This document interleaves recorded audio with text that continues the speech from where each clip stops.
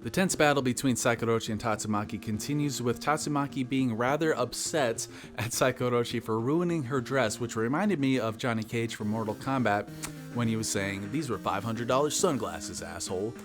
So Tatsumaki weaves past all of Psychorochi's blasts, trying to divert the blast away from the ground level, which at the ground level we have, like I predicted or said in the last chapter review, that all of the water spilling from when Psychorochi like kind of shaved a part of the earth up and all the water was spilling down to the ground.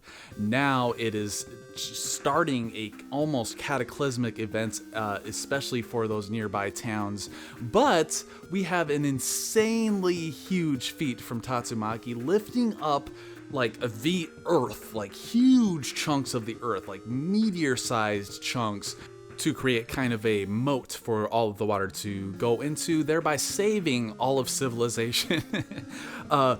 But if that's not enough for you, she begins to hurl all of these chunks of rock at Psychorochi, beginning this kind of battle of hurling all the rocks and Tatsumaki flying towards Psychorochi just to try to get a hit on her.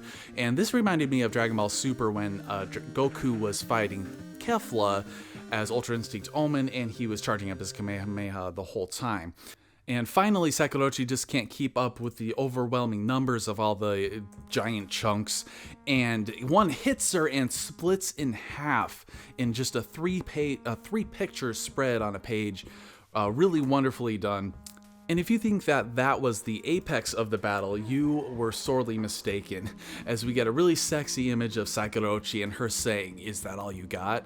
And in intense facial expressions from her and Tatsumaki, just freaking just pushing themselves and creating a massive like hurricane in the sky. Really awesome looking stuff.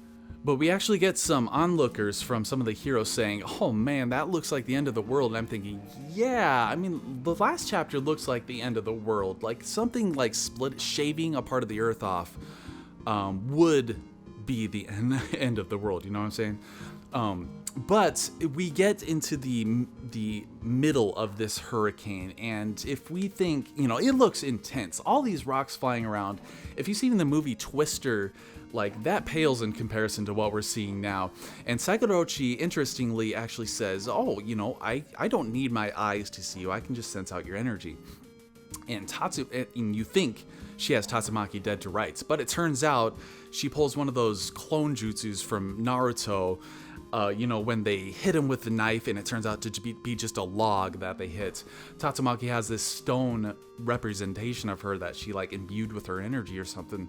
And it turns out that Tatsumaki is actually inside Psychorochi's boobie.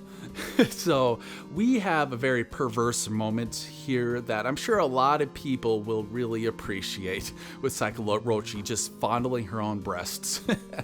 But this is an awesome tactic from Tatsumaki, and she basically has Psychorochi dead to rights and completely eviscerates her, just twists her entire body up to shrapnel. Basically, this is an intense moment, and she basically goes back and explains that as she mentioned before in a previous chapter, that the roots are going down and sucking out the energy. So what Tatsumaki actually she used that information, and I loved that callback when she used that information to kind of disguise herself as energy so that the roots would pick her up and that she would go into Psychorochi's boob. So that tactic, oh man, so ingenious. But it turns out that the evisceration wasn't exactly enough, and Tatsumaki gets impaled in both hands. This is bad. Like at this moment, she should not have let her guard down. She should have made sure that the enemy was down for the count. But of course, it can't end that easily, as she was trying to get all of the heroes out of the way, which, god dang, she was doing all those boulders and all that shit at the same time and getting the heroes out. That's insane power right there.